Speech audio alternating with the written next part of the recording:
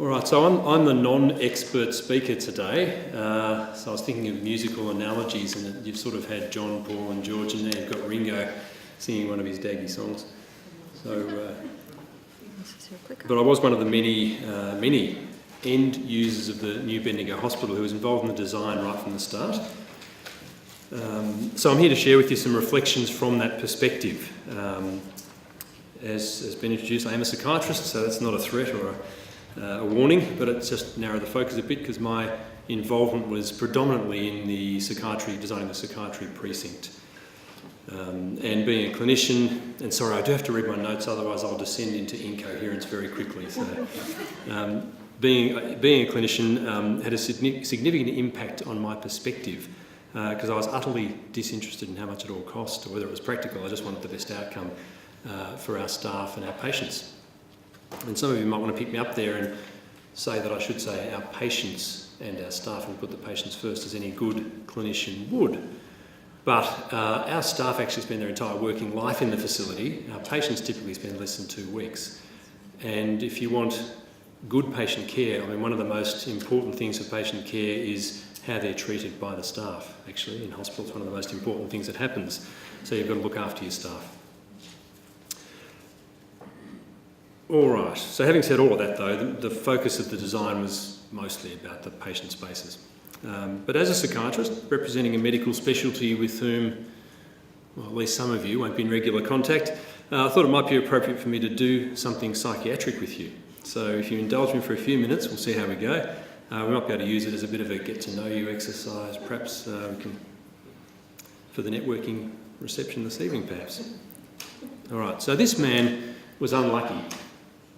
I'll tell you why. He was a psychiatrist, but that's not why he was unlucky.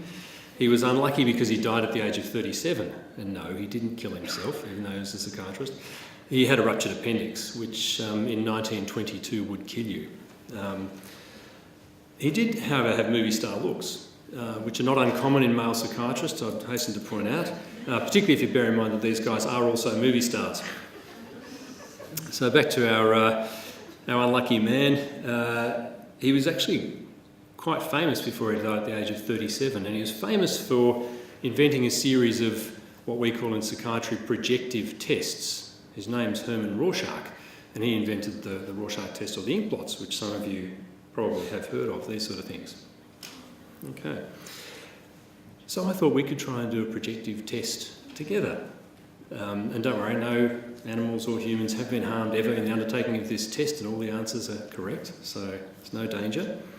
What I'd like you to do is just look at these 4 shapes and colours and just choose the one which appeals to you most, just on instinct. Don't think about it, you should have already decided.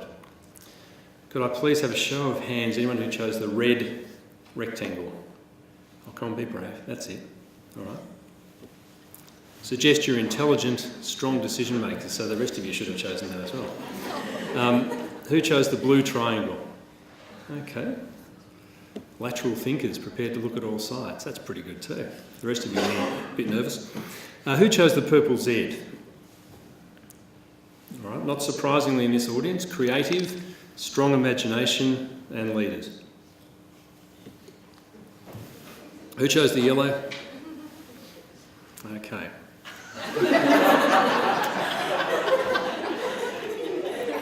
So, now we all know a bit more about one another. And look, I thought it was very important that I use a couple of minutes in that way because I've got a 20-minute time slot and I've only got about 15 minutes worth of things to say, so I thought that was useful. But coming back to Bendigo Hospital, designing a new hospital from the ground up is an experience most clinicians never have, and those who do only do it once. So this makes us incredibly ill-equipped for the task. But as my brother-in-law, a senior law partner, reflecting on his own career path, noted, eventually they promote you to a position for which you have no qualifications, experience or skill, and you just have to get on with it and do your best. So I set out on that basis, guided and empowered by that most useful of mottos, fake it till you make it. And for those who aren't aware, like many expensive public infrastructure projects, the Bendigo Hospital was undertaken using a public-private partnership, or PPP model, and we won't talk about the politics of that. From my point of view, this complicated matters for us due to the presence of a third-party payer, the state government, who felt a strong need to be overly controlling by having representatives in every design meeting and either approving or vetoing every decision we made. Ultimately, though, having a PPP complicated the design process by the need for the consortium who built it and will own it and run it for the next 25 years to enhance their brand, to win awards, and to make as much money as possible for their shareholders. So despite their desire to make us happy, which they did seem to, this ultimately did impact on their willingness to agree to design features which might cost more or which might be more difficult to maintain over time. And sometimes it led to an excessive focus on the building facade or the appearance of things rather than the actual functionality. But life is full of compromise and disappointment, so we took that on the chin and we worked with it as best we could. And there were naturally many elements over which, of course, we had no control. The size and shape of the site, the number of wards and beds, the amount of money. But we did have several overarching design principles which we wanted applied to our project. So these included making the environment as homelike as possible, as safe as possible, trying to create a tranquil environment, and also maximising the opportunities for our patients to exercise some autonomy and control. So each of these principles was aimed at minimising patient agitation, disturbance and aggression, to provide a healing experience and to promote recovery. And I'll go through each of these principles, given that we basically started with 4 principles on a blank page, and I'll see how I think we fared. But I did want to make a few comments about the process first. So knowing as we did that we knew nothing about designing a building, by we I mean the staff, and having a natural respect for those with expertise in the field, although we had ideas to offer the expert health architect in response to her questions, at the end of the day, mostly when we provided the answers, we just left it up to her to do the design. Also, most clinicians have only ever worked in a small number of facilities, which are usually old and often poorly designed. So they kind of know what doesn't work and they know what they'd like to work better, but they don't necessarily know how to achieve it. So I guess because of this, we were quite clearly and repeatedly told not to present any proposed solutions, like you'd draw on a bit of paper, which we were very tempted to do often, but only to articulate what we viewed to be the issue and to let the experts come up with the solutions. I can appreciate that this makes sense, but once clinical staff actually see a proposed solution, they are best placed to say what will and won't work, regardless of the theory. And we have found that a number of things that we recommended not happen, we've had to try and fix after the event. But during the process, the more experienced we became with the design process, the more confident we were about expressing our thoughts and at times even trying to force our view. But of course, as our confidence grew, the process had moved on and we were closer to a final design and the architects weren't about to go back and start again. So we had this strange and frustrating inverse relationship between our confidence and our knowledge and our influence on the other hand. But what I realised is that although the architect had designed a number of psychiatric facilities previously, was clearly knowledgeable about the relevant literature, staff on the floor actually know what works and what's important, and the expertise of the users shouldn't be discounted. Now, time commitment was a very significant issue too, as there were untold numbers of meetings and often lots to think about and do between meetings, often with short decision timelines. And the design process took place on top of all of our regular jobs, which are full-time jobs. So it was very tempting at times to just leave the design up to the architect and the experts and not to do the due diligence of reviewing diagrams like this, which, trust me, doesn't matter how big you make it, it doesn't get any better looking. The key's got 16 different items in it, and it's basically all the different sorts of, most of it's the different sorts of door locks you can have on different doors throughout the unit. So we couldn't even go there and check it out because it was a building site. We had to imagine being in each of those spaces, and that's the entire precinct, and whether that was the right lock for that door. It's very easy to sort of throw your hands up and say it's too hard. If I had my time again, I'd make sure that I personally undertook a much more rigorous process of investigating new psychiatric hospital designs around Australia and internationally. I think that would have given me, and then by proxy my team, a lot more confidence in being forthright from the start of the process. I can also appreciate that it might have potentially made the process more drawn out and frustrating for our architect, who, don't get me wrong, was very engaging and tried very hard to hear and respond to our concerns. I would have also insisted on applying some additional dedicated FTE to the project, rather than all of us wearing ourselves out or trying to do it on top of everything else. When we started the process, I was young, energetic, I had thick, lush brown hair, piercing blue eyes, broad shoulders. It's been crushing. A collective sigh of sympathy would help. 1, 2, 3. Oh, you're very nice, very lovely audience. All right, returning to the process. We had much more input into the floor plan than any other aspect of the design, such as fittings, interior design and security features. These other aspects were mostly run by other groups who had an org-wide perspective, or they were run internally by the project. So there was some fragmentation of the design process, and I'll come back to the impact of not being sufficiently involved in some of these other key issues shortly. I do have a final word to say about experts, though, with apologies again to all the experts in the room, from whom I'm possibly about to alienate myself if I haven't done so already. But I wanted to give 2 examples of difficulties. The design incorporated a number of internal courtyards. Excuse me. We were very concerned that at night, when it was dark, you wouldn't be, staff needed to see into these courtyards for safety reasons, and also see through them into the corridor on the far side, which sort of had the bedrooms opening off it.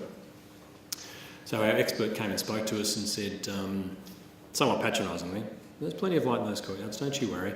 It's the same as Fed Square." Why the hell's Fed Square a point of reference? I've got no idea.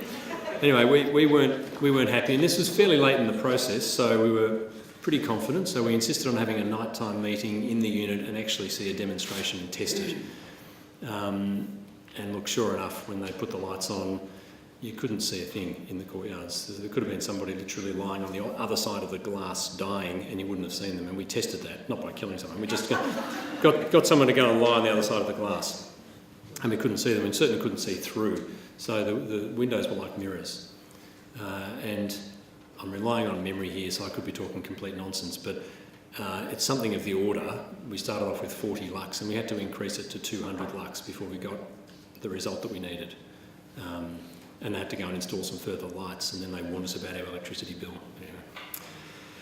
The other expert with whom we had a serious clash was the room numbering wayfinding expert. I think there's one speaking this afternoon, and you can start heckling at this stage if you wish to. I was going to stay and heckle you later, but I won't be here, unfortunately. I have to go, so I'll understand if you say, "Oh, crap." From my perspective, in a hospital inpatient unit environment, the rooms that matter in terms of numbering are patient bedrooms. So our adult unit, for example, has 35 beds, so we wanted them numbered 1 to 35. Seems kind of obvious to me. But our experts told us that every room, not just in that ward, but in the precinct, had to be numbered consecutively. So our patient bedrooms ended up starting off at number 5 and ending up at like number 62 or something, with all these big gaps between. So that didn't make any sense to the clinical staff who were going to be working there. And it took quite a fight, actually, to get what we thought was clinically sensible and meaningful room numbering in the unit. We do now have rooms that are numbered 1 to 35, and it works beautifully. All right. So to return to the question of our design principles, though, the first of which was making the environment as home-like as possible. Hopefully the rationale underlying this principle is obvious in terms of wanting to reduce patient anxiety and agitation. But if I can sum it up, I don't think we got there, really. And on reflection, maybe it wasn't really a very sensible goal in hindsight, because it did create an inherent clash with another one of our goals, which was to create as safe an environment as possible. And I'll come back to that in a sec. We did get carpet into most of the bedrooms, but for maintenance purposes and longevity, the pile is so short it sort of looks and feels like lino, which is the predominant floor covering in the rest of the unit. So not very home-like.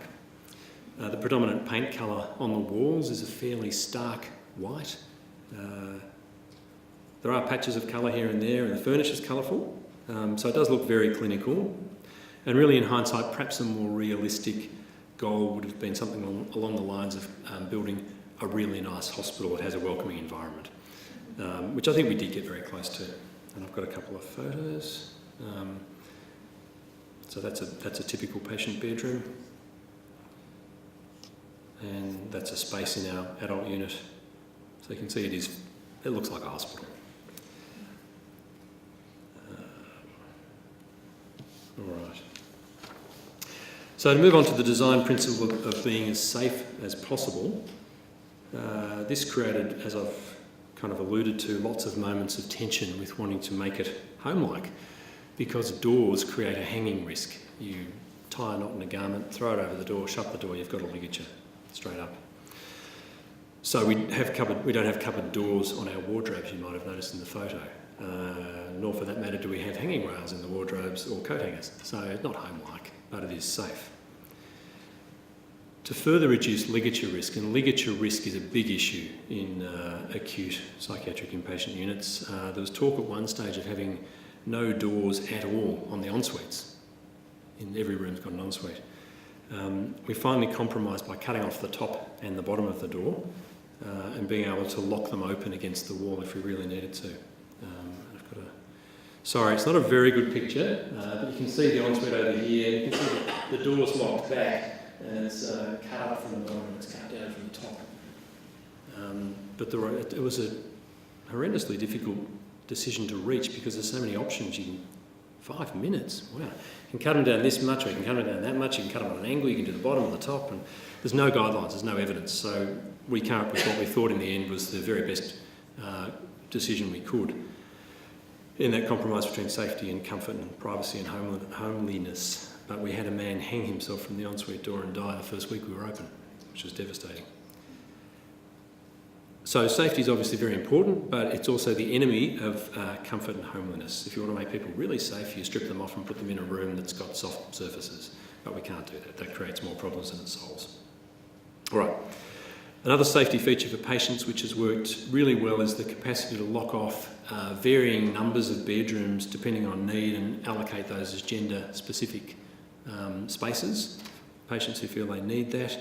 We can also flex up and down the size of our high dependency unit, which is the part of our adult unit where we admit our most unwell patients.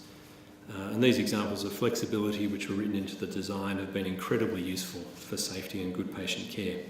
Safety is also an issue for staff. We wanted to create open access for patients to the staff base. Our old units had the sort of closed-in glass fishbowl design, and patients would be banging on the window. And it really created an us and them, or even an us versus them sort of environment. Obviously not wanted. But in the new units, we still obviously had a closed office, but outside them we put an open space with a counter and a desk and a computer that staff are stationed at, so the patients can just come up and talk to a face without having to bash on a door. And look, that has been a very simple but quite significant advance, and despite staff anxiety, has worked really well.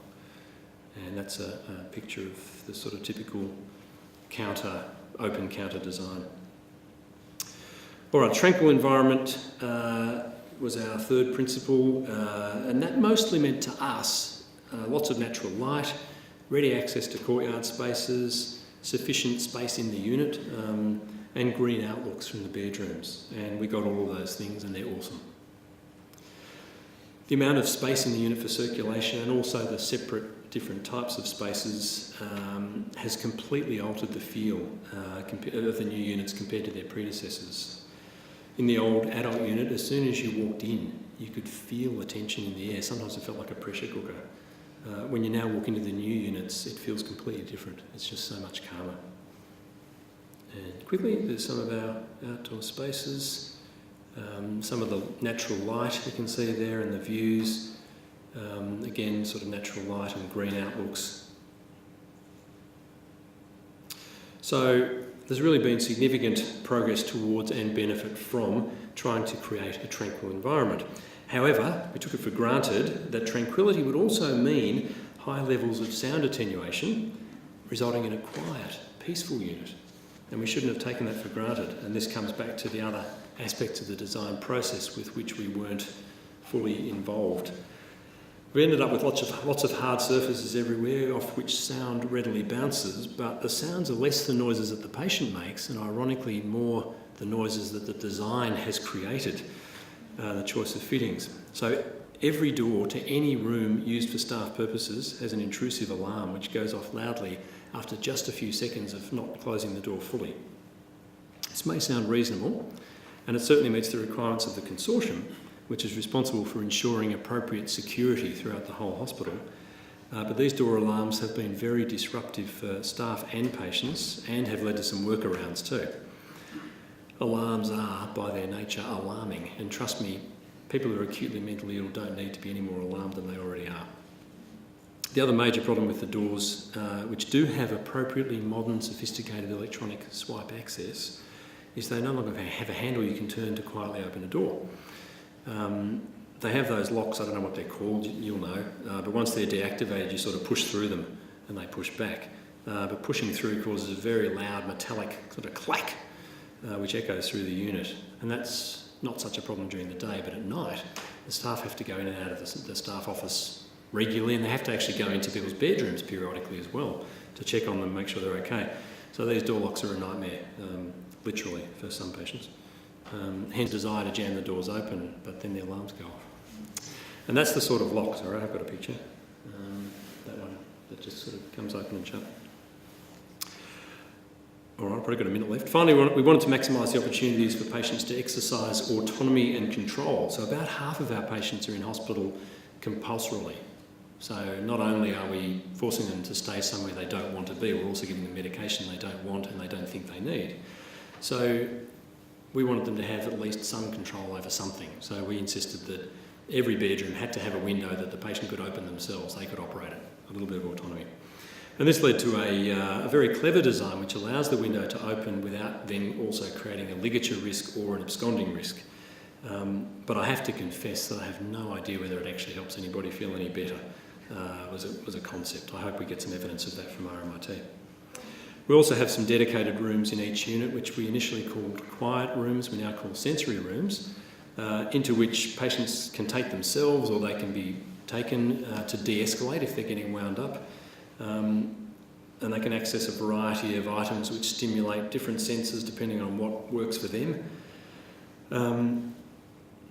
And these sensory rooms have really been very effective in reducing aggressive incidents and also decreasing our reliance on medication. So it's a non-medication alternative, which is good. And finally, an interesting outcome of moving into the new facility has been a significant increase in the number of thank you cards from patients and relatives.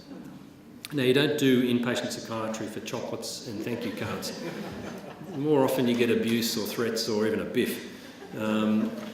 So we're still treating the same patients, we're still treating them in the same way. So we think this massive increase in grateful people possibly has something to do with our design. So we find that extremely gratifying.